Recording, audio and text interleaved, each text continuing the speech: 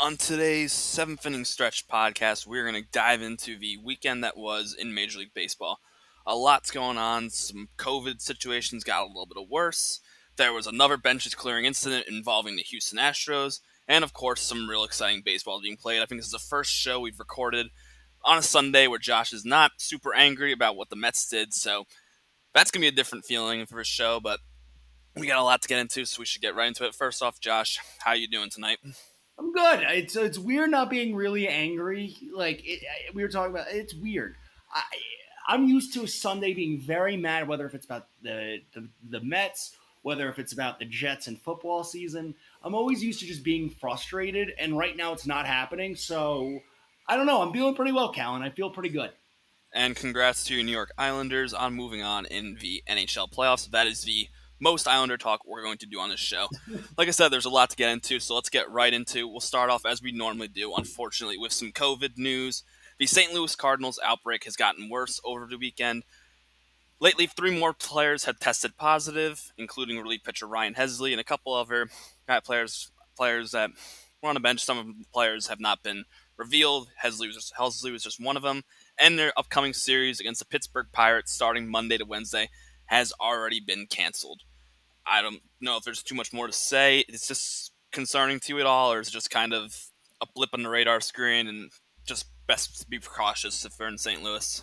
Yeah, I think it's just a blip on the radar. And what we're going to talk about in a little bit is the fact that the Indians decide to send home a guy. And I think that it's just really going to be about self policing because nobody wants to be that team that has the outbreaks. It looks bad. It shows there's a lack of leadership, there's a lack of everything.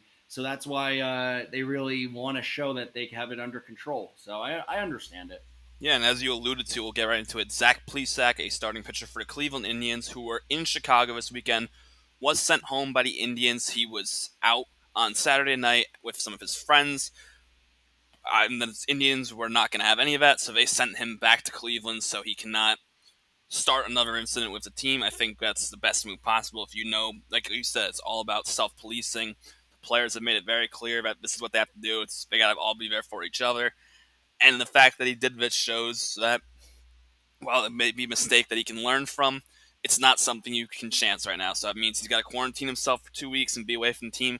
That's what's going to have to do. It's going to be a loss for the Indians. Their rotation has been the big strength from him so far this year. While he wasn't one of the big three, he was sliding in that 4 or 5. It was really providing some more stable innings for the Indians and making it so they have 5 starters who you can really say on any day you're confident going out there. So that's a loss the Indians may have to recover from.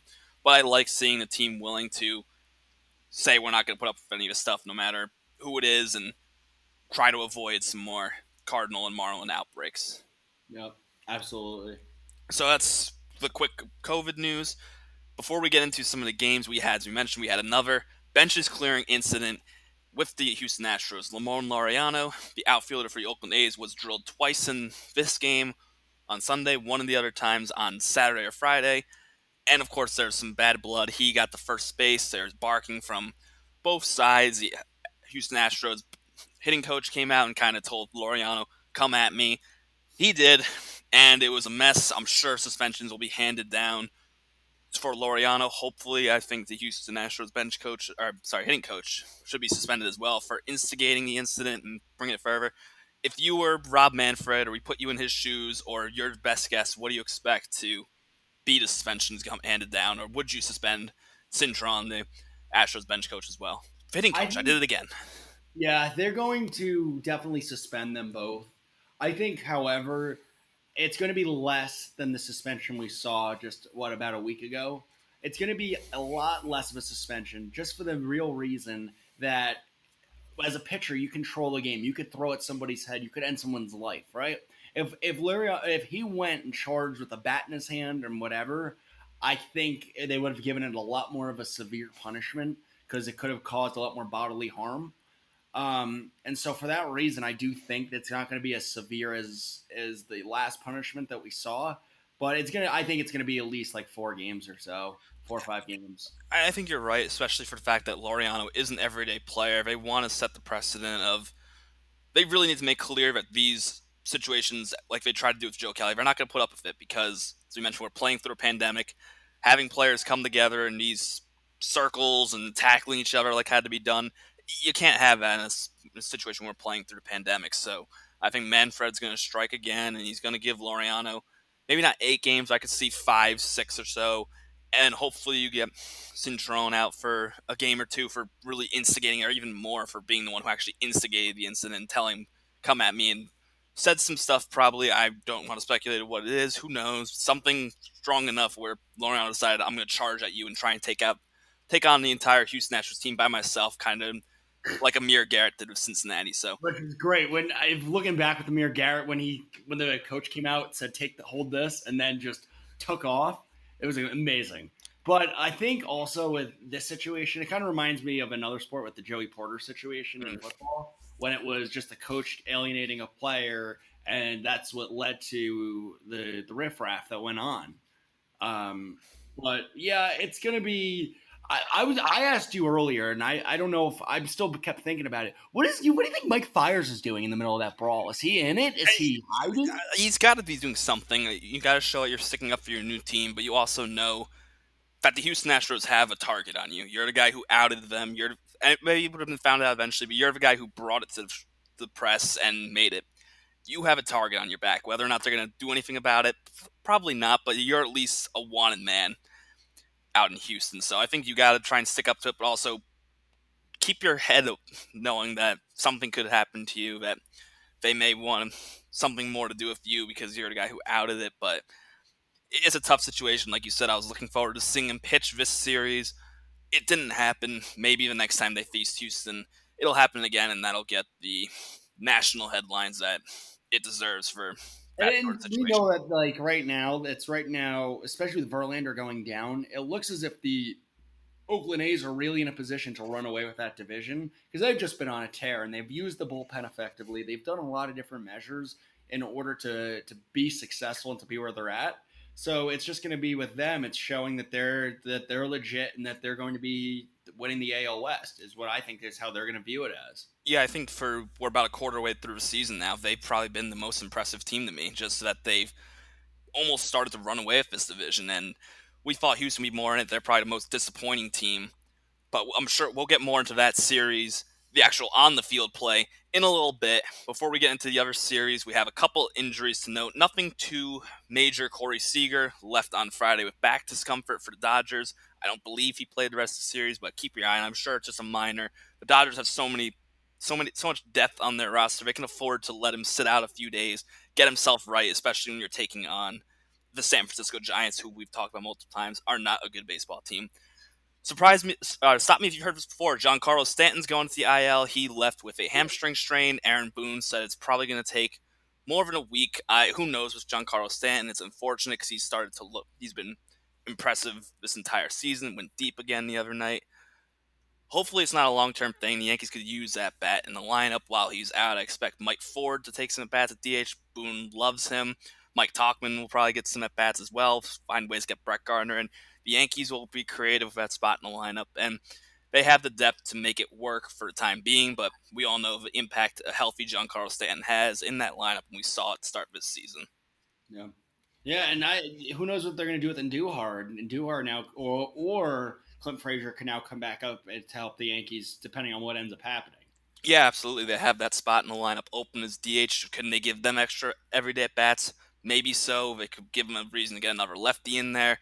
It was Tyler Estrada who got the call today to take that roster spot, but that was because he was already in Tampa from being on the roster a few days before in that series. So they'll take the day off on Monday to reevaluate, and I expect that one of those two likely will get the call back up. I'm not even going to try and predict it because it's been back and forth all season between those two, and who knows what the Yankees will do, but they'll be creative in there and how they manage that spot, and they showed what they could do without him last year. So get well soon, take the time you need, but we could use him back in the lineup, and hopefully it's not a long-term thing. And finally, Charlie Morton left his start. This could be a with shoulder soreness like on Sunday against the Yankees. This could be a major loss for the Rays. The Rays' strength we mentioned has been their rotation, and he's kind of stepped in as that veteran ace almost to be the guys that Blake Snell and Tyler Glasnow follow up. He doesn't expect to miss too much time. He may even avoid an IL stint. So something to keep your eye on. What kind of impact do you think losing Morton could have for that Tampa I team. think it could be a huge loss for that team. They're a team that really needs to rely on that pitching staff, and if they don't get from Blake Snell and others, you're leaving the door open for the Orioles to come up. And the Orioles are sneaky right now.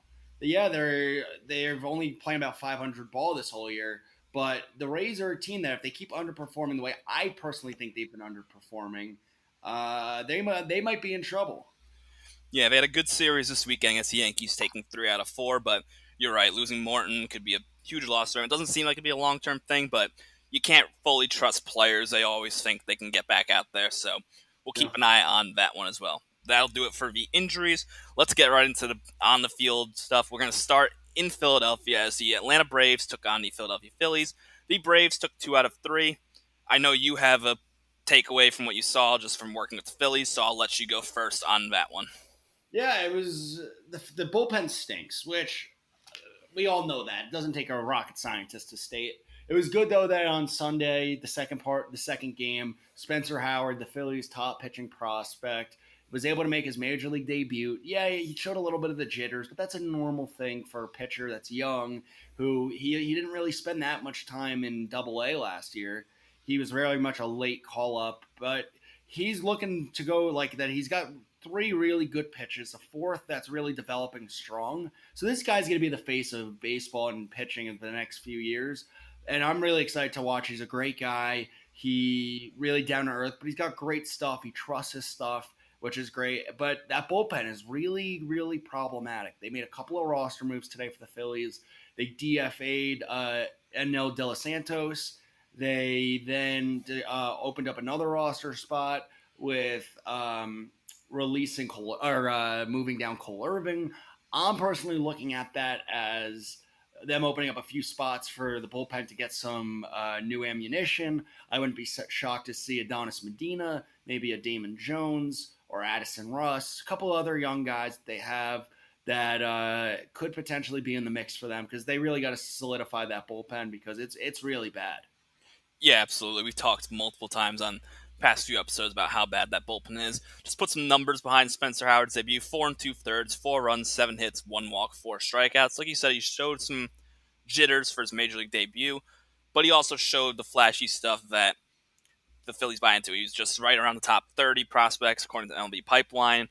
He was right around the top of the Phillies prospects. Him and Alec Boehm kind of battling for that top spot, very close to each other in ranks, but someone that, like you said, could be the face with the Phillies, could be at top of the rotation by 2021 or near the top, battling with Aaron Nola. But real good excitement for the Phillies for that reason, but they've got to get going soon. Moving over to the Braves, Ronald Acuna had a great doubleheader, hit his fourth home run of the season. He's starting to put it all together. Building's batting average all the way up to 266, which after early in the week it was below 200, so he's been playing really well. Freddie Freeman's continuing to be Freddie Freeman, and he's starting to get going after his battle of COVID during summer camp. So good signs for Atlanta. Not too much more to say. Your sleeper Cy Young pick, Max Fried, another real good start. 5 innings, 6 strikeouts today. His ERA is down to 1.59. He's off to a really good start, and with the loss of Mike Soroka, he needs to step up, and so far he's done it. So real positives for the Braves there. Not so much for the Phillies, except for seeing one of your top prospects. Yeah, things aren't looking good for the Phils, and even though everyone says, "Oh, it's the pitching," hitting didn't do it at all this series. So I'm not giving a free pass to really anybody in that lineup. Harper looked not himself today. Hoskins had a couple of nice hits, but they got to start figuring it out, or they're going to be left in the wind. I think something that was telling was when they were down by so much. What was it, top eight or top six or top seven? When they pulled pretty much all the starters. That shows that it's just like not our day.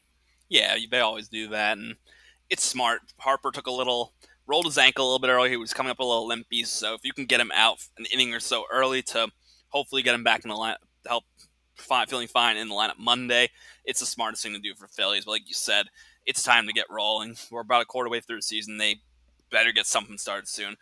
Moving on over to the New York Mets, who took 2 out of 3 from the Miami Marlins. I don't even know how this is going to go because this is the first time we've had a kind of happy Josh about how the Mets look this weekend. So this is going to be a weird feeling. But Josh, talk good about your Mets for once. I'm gonna be honest. I think I'm a jinx for the Mets because I didn't. I did. I decided to boycott them after the other night on Friday. Right. I was so heartbroken after what happened on Friday. Right. And then because you had the stupid base running, and it was just. I said I'm done. And then they decided to win the next two games. It was like, what are we doing here? Like Degrom's been looking good, which I'm glad. They just keep battling with the injuries with Lowry, with Marcinic, with Marizic. I'm sorry, and a couple other guys that really. Robinson Cano as well. Yeah, it's just they're a team full of injuries, and I think I'm their bad luck. We saw now that with Cano out, top prospect Jimenez been getting the ball, getting everyday playing time. He had a good game on Sunday, going 3 for 4, had a stolen base, had a double. Well, you wonder if everyday playing time could be good for him to show the flashes that the Mets believe in him. I know you don't, but the I was Mets about to do. say So no. I was about to be very rude and interrupt and just yell no, but I decided not to do that because I'm being very nice today. that is a weird feeling for you being nice. But continuing on, we saw their bullpen as well for once have a good day on Sunday. They went 4 shutout innings, only 2 hits, striking out 6. We saw an interesting development with Edwin Diaz coming in the 8th inning instead of the ninth and turning the ball over to Seth Lugo in the ninth for a save. Is this something that continues? Is they going to switch it around, or are they going to go back to Diaz? Who the heck knows? It's the New York Mets. That's what I've come to. They're just gonna go with. They're gonna. Luis Rojas is gonna just trust his brain and say, you know what? I feel like I'm gonna go to Lugo today. I'm gonna go to put Betances in the eighth. Like they're just gonna screw around with it. Absolutely. I think that's he was open about possibly having a committee, and he's shown that early. Unfortunate for Marlins, but hey, they're 7-3. I'm sure if you told them at the beginning of the season for your first 10 games, you're going to be 7-3, you're going to miss a week of baseball because of COVID, and half the team's going to go on the IL, they will take that 10 times out of 10. So good start for Marlins. Let's see how they bounce back coming up this Yeah. week. Now we get on to my unfortunate news. The Rays took 3 out of 4 from the New York Yankees. I'll take this one first. Yankees, it was a bad series. Bottom line, you lose Giancarlo Stanton. Bats kind of went quiet. It was a rough weekend of baseball for the Yankees. I know they'll bounce back, but they had the doubleheader. They weren't fully hitting. Their only win was when Garrett Cole starts, which hopefully you win the games Garrett Cole starts. But rough weekend. There's not too much takeaway. Gleyber Torres continues to be off to a slow start, as well as Gary Sanchez. These two guys need to get their back going, especially now that they won't have Stanton for the time being. I'll take one positive away. James Paxton started to build back his velocity up on Sunday. He had 11 strikeouts in 6 1/3 innings. Probably shouldn't have pushed him out for the inning, but I get it, and I'm okay with it. Did not have the result. He seemed to be done after 6 innings, but it is what it is. Give credit where it's due with Tampa Bay. They're a really good team, and they showed it, and they proved that the slow start that you mentioned earlier, it might be over now that they have Austin Meadows back every day, and he's been slow getting back, but I don't blame him for doing so. So Here's what I count. I'm gonna give you a weird stat that is very insignificant, but I'm gonna give it to you anyway. go for it. Yankees right now 4-0 at home, 6-6 on the road this year. Okay, the Rays 8-3 at home, 0-5 on the road. Interesting. And throughout baseball, it's been a very big. Most of the teams that's kind of been a trend on being really good at home and then kind of struggling on the road. But the Yankees, for me, if they've played 12 games on the road now and they're playing 500 baseball. Yeah, I think it's early to make that call that they're just a home team, but it is interesting that the losses are coming on the road. Hopefully they're able to turn things around. They've got a tough series coming up against the Atlanta Braves, so they don't get much of an easier run at things. They home or on the road against the Braves? I believe it is in Yankee Stadium. So Braves are playing 500 ball away, 7-2 at home.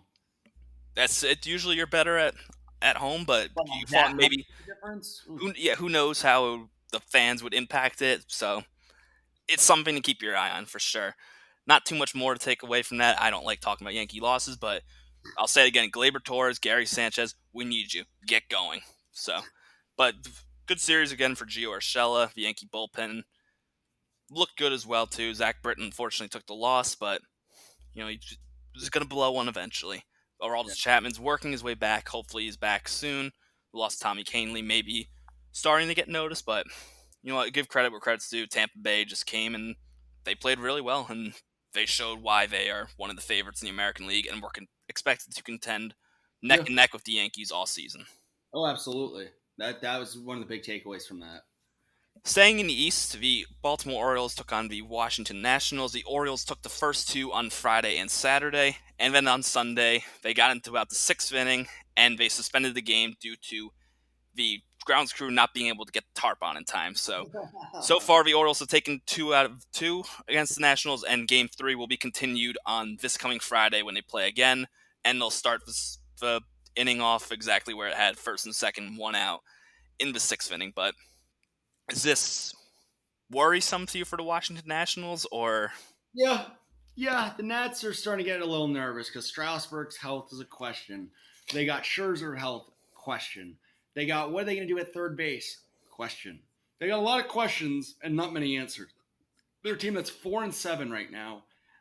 That's not going to do it. Playing 4-7. Yeah, I get it's early, but playing 4-7 baseball, it's just not. And like a team that is coming off of the World Series high that they had, they got to start raising the alarm bell sooner than later. yeah, I agree with that. You had Steven Strasburg make his first start on Sunday. Couldn't get out of the fifth inning. Went 4 1/3, gave up 5 runs on 7 hits, 1 walk, and only 2 strikeouts. I don't know if you expect like World Series MVP Steven Strasburg on his first start back, but it's like you said, the alarm bells got to start ringing. Anibal Sanchez has been brutal to start the season. Their lineup has not been great. Trey Turner's only hitting 196. Adam Eaton's hitting 222. Juan Soto's been good since he came off the IL, and that's clearly needed because he is an absolute stud, one of the best players in the league. But to continue down the lineup, Carter Kieboom is doing well when he gets a chance, but who knows when he gets a chance because Dave Martinez seems to like Asdrubal Cabrera over him to start the season. And also at the bottom of the order, like Victor Robles is only hitting 222. So slow starts all around this Washington Nationals lineup. They need to get rolling. And we've mentioned all along how competitive this NL East is going to be, and I don't expect that to change anytime soon. Nationals got to get going. You mentioned there are a lot of question marks right now in Washington. A lot of question marks and not many answers. Absolutely. And that's never never a good spot to be in. This news will make you a little happier. The Pittsburgh Pirates hosted the Detroit Tigers, and the Detroit Tigers picked up a 3-game sweep of the Pirates. I know you've been in on the Tigers all season because of the over bet you made on we can now see was a absurdly low over under that I think you should sit back in your chair and feel very confident you're going to win this right now. Tigers have impressed me. Yeah. Tigers, yeah, and most people, even though they do have some issues in their lineup, and what I was throwing out and I've been thinking about is what if the Tigers decide to give up one of their 50 pitching prospects, right? To either bring in a Miguel Andujar from the Yankees or to bring in a Clint Frazier. And the crazy part is, Kellen, that whichever one of those guys would be one of the best, they would be batting number 3 or 4 in the lineup for the Tigers. Yeah, Tigers could use another bat, and Yankees could use some pitching. It's a match that could work. I don't know how likely it is, but it's maybe. I know the biggest guy who had been possibly on the active roster pitcher that would be moved for the Tigers was Matthew Boyd, and he has been horrendous start the season, ERA over 9. He has not looked like himself to start the year. I'll give credit to Spencer Turnbull. Had a bad year, but he's looked impressive so far. 7 innings, 1 earned run over the weekend against Pittsburgh. Their lineup, while it's not flashy, it put up 17 runs the other day. There's not too much to take away from that. It's Pittsburgh. A lot of teams could sweep Pittsburgh right now. They're not looking so hot, and they probably won't look so hot the rest of the year. I think we have a clear worst team in baseball right now with the Pirates, but give credit where credit. I was going to say, I love the football score the other day, 17-13. Yeah, except it would be the other way around, though. Football is the Pittsburgh Steelers would be the one who would beat the Lions, but I'll throw a quick football talk in there, but that's not important. But yeah, a lot of runs being put up. It was absurd, absolutely, but they had almost 10 pitchers going for the Tigers. They had Boyd, Jonathan Schreiber, Gregory Soto, Buck Farmer, Jose Cisnero, Joe Jimenez, Brian Garcia, and Carson Fulmer. They had 8 pitchers going the other day. It's crazy, and you know what? You should expect something like that when you have the ability to have a 28-man roster where you could have 14 or 15 pitchers on your active roster. Kellen, we're in the new rules that you have to face at least 3 batters, which is also true. That is also good counterpoint. But like we said, credit where credit's due for the Tigers. they've looked pretty impressive so far. Will it continue? Probably not. They're the Tigers. I They're a hope young team. They're rebuilding. I don't expect to see too much more for them, but good for them for the start, and it's exciting for them, and they're giving reasons to watch, and it could speed up the development of Casey Myers. It could be one of those. They've been playing well. Let's get Casey Myers up there and see if we can keep this going. Yep. So, They're 8-5, a half game out of the division. They were what, plus 2,000 to win the division going in? Or no, it was more than that. It was like plus 20,000 going in. Which I said we can loop the audio, and I said it would be funny to put a couple dollars on them. And Callan said, "Go right ahead, have fun with that." yeah. So their under over is only at 20 and a half. They're almost halfway to their over, and they've only played 13 games. Yeah, they've been impressive so far. Pirates, sorry, you have not. And like I said, probably the worst team in baseball. But anyway, we don't need to stay too much longer on those teams. Over to the Boston Red Sox. They took on the Toronto Blue Jays. The Red Sox took 2 out of 3. This was a positive development for the Red Sox. They've been off to a horrible start. It was a series they needed to win if they want to still try and compete. And they do what they have to do. I was impressed with what Nathan Eovaldi did on Sunday, striking out 10 in 6 innings. Their lineup is starting to maybe be intriguing. They have the names in their lineup, it just hasn't gotten going. Ron Renicky finally made a switch that was needed. He moved Andrew Benintendi out of the leadoff spot full time, even against right-handers. He was dropped all the way to 7, where he's hitting a .56, where he was pinch hit for in the 4th inning of a game this weekend against the Blue Jays when they brought in the lefty. So that's where things are with Andrew Benintendi. They switched him with Alex Verdugo, who was a peak centerpiece of the Mookie Betts trade. But good series for the Red Sox. I think we saw Callan, some. that's crazy. I'm just thinking about this. That if you put his batting average as a blood alcohol content, you're not technically drunk. Yeah, that's wow. That's I didn't even crazy. think about that. That's nuts. That is how you know you are not playing so well, where you Yeah. don't have a batting average that would be a drunk blood alcohol content. Hey, just like I used to say to you, Callan, if a goalie has a higher than my GPA, then it's a problem. There you go. You're learning a lot here on the 7th Inning Stretch podcast. But moving over to Toronto, we mentioned it on last show, the struggles that continue to plague the Toronto Blue Jays lineup, and it continued over the weekend. Kevin Biggio maybe starting to pick things up, batting average still below 200. We saw Vladimir Guerrero dropped even to 6th in the lineup as far as 6 on Sunday. He's maybe starting to pick things up. He's brought in his average up to 240. He had his first home run of the. He was close to it. He had a couple of clutch hits for the Blue Jays, even though they did not win too many games this series. But maybe we're starting to see that young lineup pick things up, but they will go as far as their pitching staff takes them.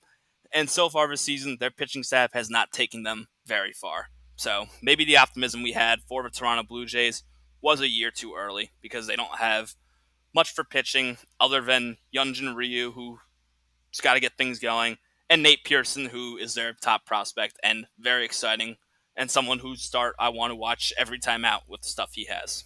Yes, Pearson's looked good. As much as I hated on him, he's looked good in the starts that he's had. I want to see if he's got the longevity that I have my concerns with him about. So if he has that longevity issue, then we'll be. If he's able to show that he can throw 90 pitches, 88 pitches, I won't have any questions with him. He's got great stuff, great velo, great spin rate. Throws what 3 or 4 pitches really well.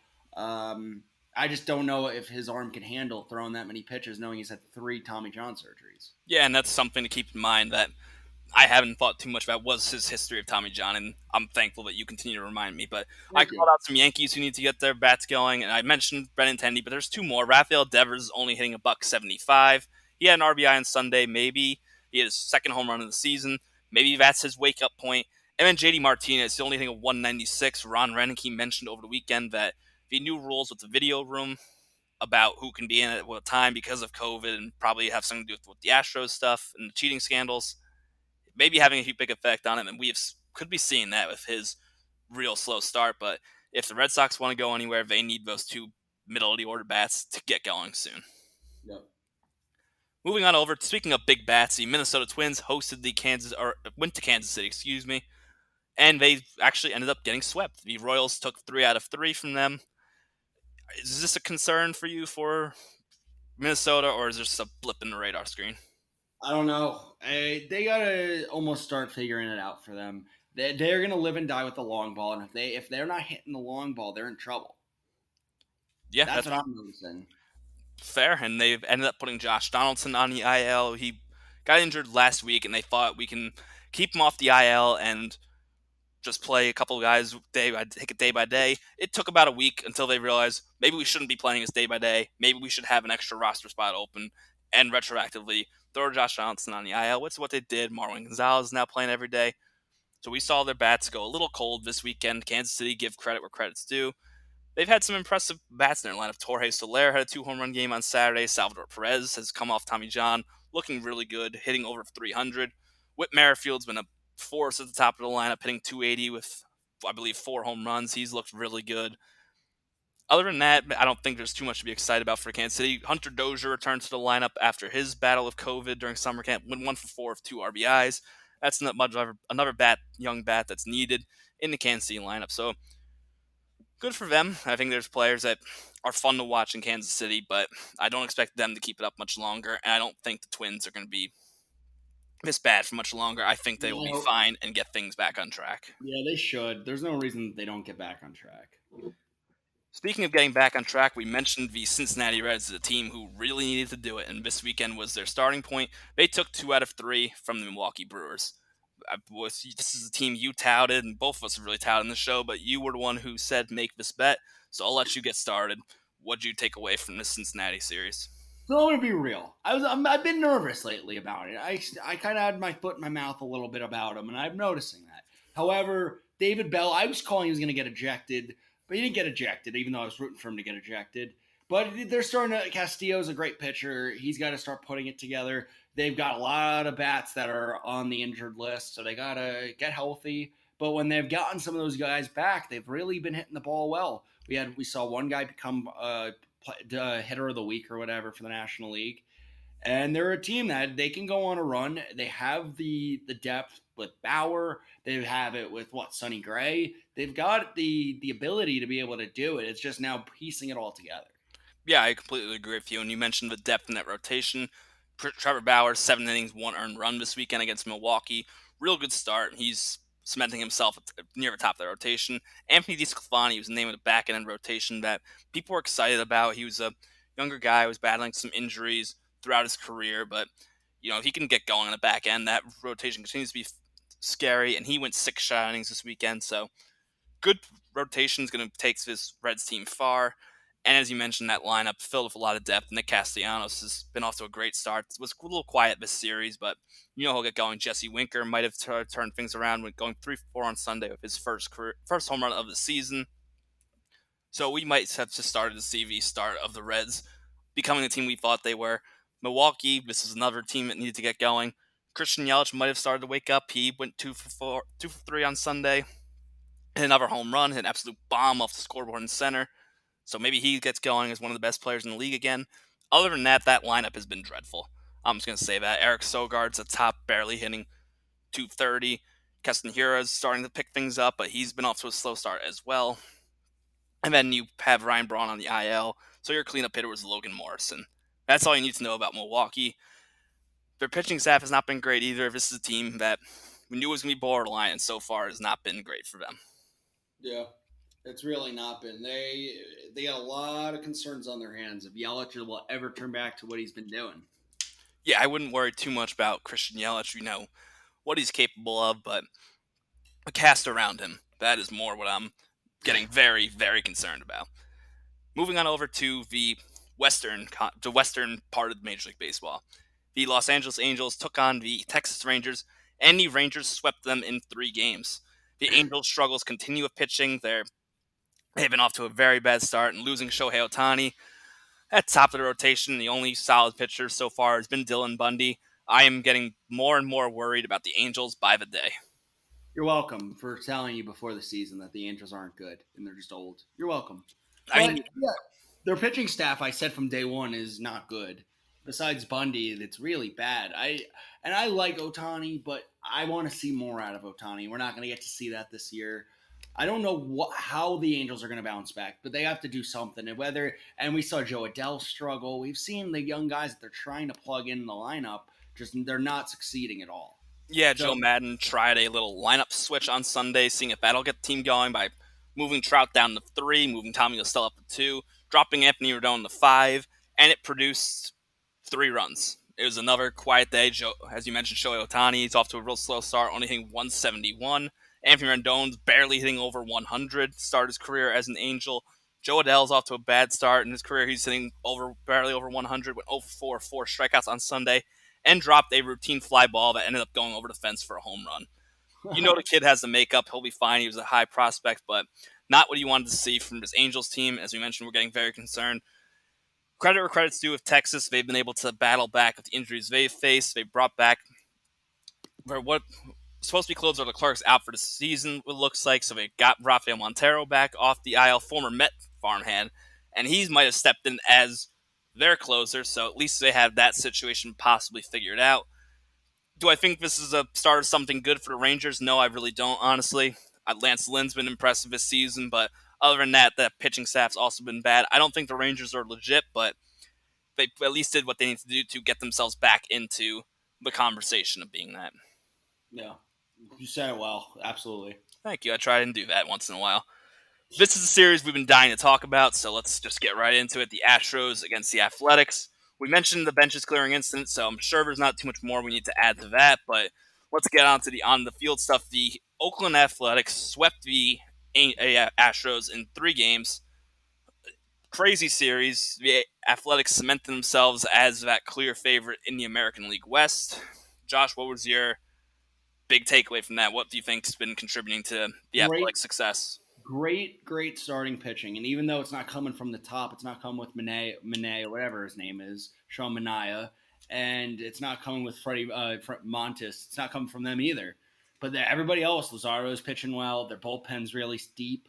They're playing team baseball, and Chapman's hitting the ball. Olson's hitting the ball well. Semion's hitting well. Everything's really going in that direction, and it's not like a normal Oakland A's team that we're used to seeing. Yeah, I would agree with you. That rotation has been real solid. And you said Machado has not pitched well. Montas had not pitched well up to this point. He had a real good start that maybe could be the start of something this weekend. He went 7 shutout innings over the weekend. Chris Bassett, 7 innings, 1 earned run. He's been in the back end of the rotation and has pitched really well for them. Jesus Luzardo made his second career start after being finally getting stretched out enough to start, going 5 2/3 on Sunday with 2 runs, 5 strikeouts, 5 hits. He looked good as well. And as you mentioned, that bullpen is extremely good. The lineup may be a little less deep now that Ramon Laureano will likely be serving a suspension that'll keep him out for a fair amount of the week to come, but we'll see what they're able to do. They have the depth with Robbie Grossman, with Chris Davis, that they'll be able to piece things together and get through that week. Moving over to Houston, it is getting bad there. That lineup has been off to a very bad start. Alex Bregman's only hitting 219. Jose Altuve is hitting a $182. And Springer missed most of this weekend as well with his injury. If you're not worried about Houston right now, you are in the wrong camp. They have not looked good so far, and the injuries in the pitching staff has contributed very poorly to that. Yeah, Houston is getting where you look at who pitched for them. It's Javier, Bailey, Scrub, Castellanos, Sambria. I don't know if any of those 5 were expected to make any impact on the Astros this season, so that's how you know things are in trouble in Houston. Yeah, the things right now are not good for Houston at all. And it's a lot of the bases. It's really just because of their bullpen. It's because of their pitching staff. Yeah, I won't lie, when I saw that some tweet about a guy named Scrub coming in the pitch for the Astros, I thought they were just calling the guy a Scrub. I did not realize it was his last name. So that's where my head's at with the Astros. They are in some trouble, and they showed it this weekend, but the Oakland A's have stepped in front of them as a favorite in that division, and the Astros are trending very much in the wrong direction. At least you got 6 shot innings from Greinke, so at least you still have that horse at the top of your rotation. Yeah. Continuing in the West, the San Diego Padres hosted the Arizona Diamondbacks. They took 2 out of 3. I'm taking this headline right away real quick. Fernando Tatis Jr. had an incredible series. He showed why he is one of the young superstars of the sport, hitting 4 home runs in 3 games over the weekend. He's now tied with Aaron Judge atop the leaderboard with 8 home runs. What more is there to say about this guy? Manny Machado added a 2 home run game. The Padres showed why they're considered why they're considered one of the good young teams who are going to compete for that one of those wild card spots this season and be a playoff contender. And they proved it to me this weekend even more. And we saw the rotation look good. Chris Paddock had a solid start. Nelson Lamet was another really good starter on Sunday. 6 2 thirds shot innings of 11 strikeouts. Took a no hitter into the seventh inning. I was extremely impressed with that. I know I've been saying how impressed I am with the Padres, and I'm sure you would agree with me. If you want to say something about them, go right ahead. Or if you want to switch things over to the Arizona Diamondbacks. Diamondbacks things are not good, even though Andy Young, the Fargo, North Dakota native, went yard first major league homer. That was really cool. But things are not good. Madison Bumgarner, 9.35 ERA, 0-3. Just the lineup not hitting today. 5 runs on 5 hits. Right, they are 6-10 now. A team that was supposed to be this good is not. Besides the real top of their lineup, things are really bad for the Arizona Diamondbacks. Yeah, I couldn't agree more. Bumgarner has been brutal signing this contract. He left with what they're calling back spasms. I don't know if it's a legitimate injury. I know he's going to get it checked out, or if it's just we're trying to save face here about Madison Bumgarner. He does not look like the usual Madison Bumgarner. Like you said, the Diamondbacks seem to be in extreme trouble right now. Yeah, it's right now the house is on fire for the Diamondbacks. Yeah, absolutely. And you're at the point now, a quarter in the season, where you can start getting a bit concerned about your teams.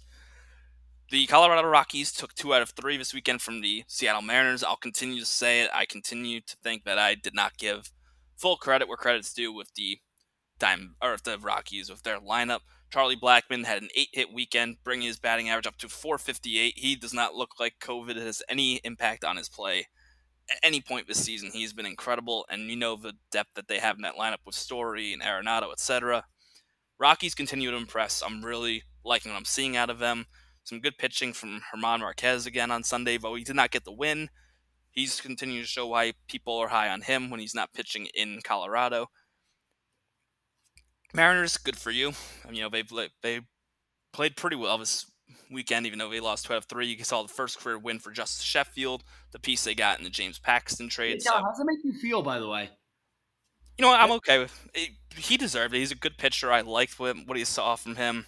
I know people I've seen are not crazy high on him. They think of him more as a back end rotation guy. And to bring over James Paxton, who was a huge part of the Yankees getting the postseason last year and is going to be a huge part of them getting the postseason this year, I'm okay with it. And I think that he deserves it. I hope he has success, or I hope he has enough success in Seattle where it's worth the trade for both sides. He reaches the upside that Cleveland saw of him, the upside we saw of him by getting him for Andrew Miller. So I'm happy for him. Yeah, and also Marquez, really good for the Rockies. I forgot how good he was. Yeah, he's a name that doesn't get mentioned a lot. He has incredible stuff, and as I mentioned before, it really is Coors Field that brings him down. If you had him in any other rotation in Major League Baseball, you'd really see how good his That's stuff Yankee really is. Stadium. He'd give up probably like 9 bombs a game at Yankee Stadium. It would still be less home runs than he would give up in Coors. That's all I will say about that. Probably. Debatable, but probably. So before we move on, I know I mentioned I'm realizing I did not give the Rockies enough credit. Are you on that boat, or are you still skeptical about this team? No, I give it to the Rockies. They got a really good lineup, and now I'm starting to realize they have enough pitching to make it happen. Because that was my problem with them. It was like, I don't know if they have enough pitching. I know that they have a couple of big names, but do they have the depth to be good? But Hampton really stepped up well. Their middle infielder, who's actually from Reno, actually. So yeah, he's really fast and really good. Besides, we know Story's good. We know all the pieces that they have. I'm glad they're staying healthy and they're putting it together. Yeah, definitely. I think that, as you mentioned, they have a lot of depth. They have a lot of good young players that can contribute, and they're showing it. And I'm, as we mentioned, very impressed with them. But continuing the West, I don't think we had to talk too much about the series. The Dodgers did what they had to do against the San Francisco Giants, taking 2 out of 3. Walker Buehler had a good bounce back start, going 5-2. Third inning, they have 2 runs, but only 1 hit and 6 strikeouts. This is what you need to see from Buehler if you're the Dodgers. Continue to improve when he wasn't fully stretched out after summer camp. Not too much more for me to add with them. This lineup is still very good, and the Giants are still not very good. I don't think there's too much. I'll The one player for the Giants I continue to be impressed with is Mike Yastrzemski, top of his lineup, hitting 322. Just continues to impress. He's shown why was thought of so highly by them, and that he is a part of at least some excitement for the Giants for the little bit of young players they actually have on this roster. And to And be fair, though, their system stinks. I hate to say it. The Giants system's really bad after like Joey Bart. It's like Joey Bart and nobody else. And I watched them a lot last year in the minor league systems. I saw them in Sacramento. I saw them in Richmond. They don't have really good depth at all. It's like kind of sad to say. yeah, I think the Giants are one of those teams that we remember when the Phillies were at the point where they probably should have started the rebuild, yet they continued to hold on to the last few years of Cole Hamels and Ryan Ryan Howard, Howard. Chase Utley, etc. When they probably could have traded these pieces and gotten and built up that farm system. I think that's what happened to the Giants. Is they could have traded away some players. Instead, they try to go the other way and trade for expiring contracts and Andrew McCutchen, Evan Longoria, that have not fully worked out. They at least obviously don't have Andrew McCutchen, but they tried to compete when the window for competing was probably closed on them, and it's going to cost them. And we said it before, but not too much to like if you're in San Francisco right now. Finally, we saw the last game that just ended pretty recently. The Cleveland Indians defeated the Chicago White Sox. It ended up taking 2 out of 3. What's your big takeaway from this series? Takeaway. White Sox are getting me nervous. I'll admit the Indians are starting to play pretty good, but man, I want to talk about one other thing. You know who got the save today? You know who got the save for the Indians today, I'm Calvin? looking right now, but I'm sure. Oliver freaking Perez. That's right, the former Met pitcher in 2005.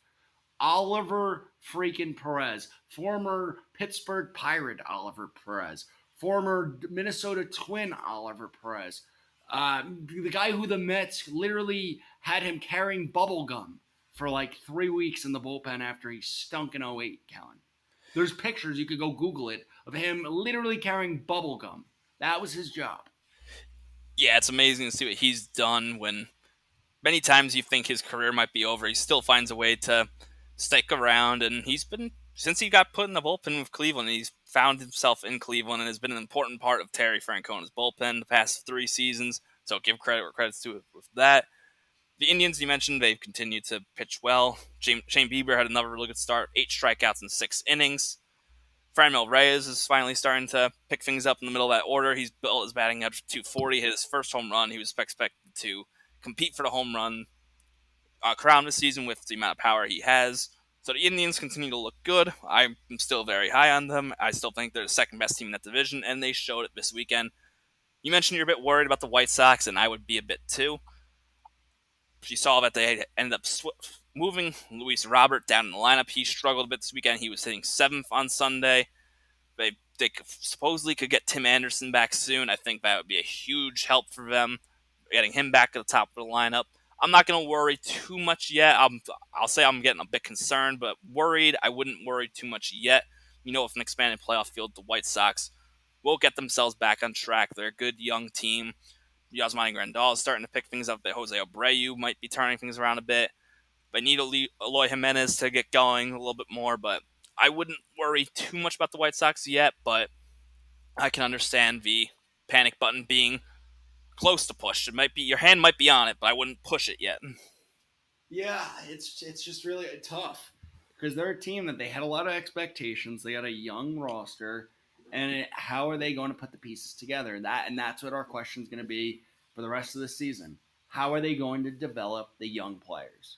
Yeah, absolutely. We mentioned, before we get into this series, we mentioned last episode about teams who we are very concerned, we're starting to get concerned about, and now at the point where the panic button can be pushed. Is there a team, I know we kind of talked about, breeze it over a bit, and we mentioned it during these recasts, but is there a team that your full-on panic button is pushed and we're done? Like, There's a couple in my opinion. The biggest concern, biggest The concern. Arizona Diamondbacks.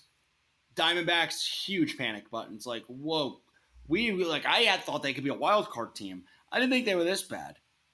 I didn't think they thought they were this bad. I think they went in thinking, hey, we're going to be a wild card team. We could be competing for the division with the Dodgers. We'll end up losing it by a few games.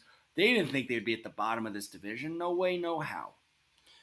Yeah, I think they're definitely a team whose panic button I push, and I stressed about it during not stressed about that, but during our conversation about the Oakland series, how Houston's not looking good. Their panic button's full on pressed and alarm bells going, everything. You should be panicking in Houston as well. Yeah. But I think that we also mentioned your concern with the Reds last episode. Did they do enough this weekend to relieve that, or are you still a bit No, concerned with them? I'm still concerned because I'm looking at them in the division and they're still 4.5 games back. That's what has me. Fair. Chicago, unfortunately, cannot play to try and expand or Yeah. and gain even more ground, but we'll see what happens when they get back in track this week. But transferring over to this week, we have a full slate of schedule. Oh, I was going to say, can I bring up one other thing? Yeah, absolutely. Another thing I want. The coolest part of the weekend, in my opinion, I love the ambidextrous pitching. Pat Oh, Mendez loved that for the thank you Marlins. for bringing that up. That was I, awesome. yeah, Yeah, I told you in the pre that there was something I wanted to talk about with the Mets and the Marlins series. That was what I wanted to talk about. That guy's he caught on my radar in 2007 when the Brooklyn Cyclones taken on the Staten Island the Yankees, right? And because they made the rule that because he could throw with both hands, that they have to the hitter has to declare out when he's at bat, and then that you can't change it for a pitcher afterwards. So, and then he kind of bounced around. He got cut a couple of times from Oakland. He got caught here and there, but I love his story. He throws the same stuff with both each same glove. He just changes his hand, right? But it's the same. It's like a 4-seam, 2-seam changeup type of guy. yeah. Thank you for bringing that up. It's a really good, real cool story with all the injuries going on in Miami. They were able to bring this guy up, throws with both hands. It is very fun to watch, and yeah, really good point and something to keep your eye on from Miami just for that fun part. But finally, we're going to get into this week of baseball. We have a 28 teams playing. Unfortunately, the Pirates and the Cardinals will not be. I'm going to let you go first because last episode you said I stole a couple of your games of the series you're most looking forward to watching. But of all the games on tap, all the series that we're going to get before our next show, which ones are you most interested in watching? I'm gonna be real with you. It's not a great week of games. I'm gonna be real with you. I'm just telling straight how it is. Like my mom always tells me, just tell it as how it is. Don't really care about the feelings of people. Joking. My mom doesn't say that. I say that she says that part, the last part. So the only game that really has me interested is the Padres and the Dodgers. It's can the Padres make up some ground? Can they show that they're a serious contender? Maybe a team that can contend for that division. Is Dustin May as good as we think he is? Can the Angels try to figure out what's going on with Sean Manaea and try to take some games away from the Athletics? Nothing else really excites me. I'm being real with you. Nothing's really exciting to me besides that.